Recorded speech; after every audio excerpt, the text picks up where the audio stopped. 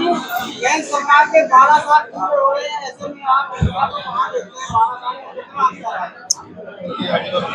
देखिए, हम सब बड़े ही सौभाग्यशाली हैं कि ऐसे नेतृत्व के कार्यकर्ता हम हैं जिन्होंने 12 साल तक लगातार और इस देश के सबसे लॉन्गेस्ट सिटिंग प्राइम मिनिस्टर के रूप में वर्किंग किया है।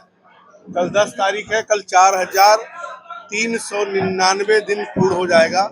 जो भारत के इतिहास में पहले व्यक्ति होंगे नरेंद्र मोदी जी, जो लगातार इतने दिनों तक काम किया। दूसरा, अगर 12 साल में अगर आप देखें तो चाहे वो जन कल्याणकारी योजना हो, चाहे इंफ्रास्ट्रक्चर का विषय हो, चाहे वो स्वास्थ्य का विषय हो, चाहे वो शिक्षा का विषय हो, और चाहे अंतर्राष्ट्रीय मंच पे भारत का गौरव बढ़ाने का विषय हो, उन सभी क्षेत्रों में प्रधानमंत्री जी ने व्यापक देश में काम किया। इस तरीके से बिहार में बस भैया 2 मिनट।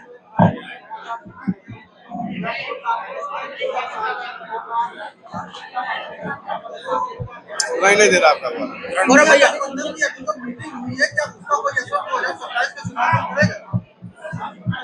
एनडीए अलायंस की बात कर रहे हैं।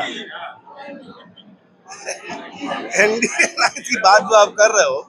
अब हमको लगता है कि वो अलायंस बहुत जल्दी बिखरने वाला है।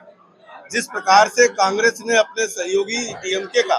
साथ एक तरीके से पीठ में छुरा घोंपने का काम किया, जो 40 सालों से उनका गठबंधन था, और केवल सत्ता के लालच में 1 मिनट में डीएमके को किनारे करके बीजेपी के साथ चले गए। उसी प्रकार से अगर आप देखें, झारखंड मुक्ति मोर्चा भी कहीं ना कहीं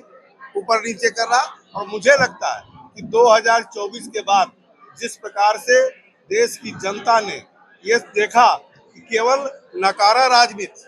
भ्रम फैलाने की राजनीति केवल 24 में लोगों ने किया था, और उसी का परिणाम है कि चाहे वो हरियाणा हो, चाहे वो दिल्ली हो, चाहे वो महाराष्ट्र हो, चाहे वो बिहार हो, और चाहे वो बंगाल हो, अगर आप देखें तो जो भ्रष्टाचारी थे, जो परिवारवादी थे, उन सब को कहीं ना कहीं आईना दिखाने का काम देश की जनता ने किया है। और मुझे उम्मीद है कि 2027 में भी जो परिवारवाद, जातिवाद के आधार पर और भ्रष्टाचार और गुंडागर्दी का राज चलता था, निश्चित तौर से उत्तर प्रदेश की जनता भी इस परिवारवाद को सिरे से खारिज करेगी।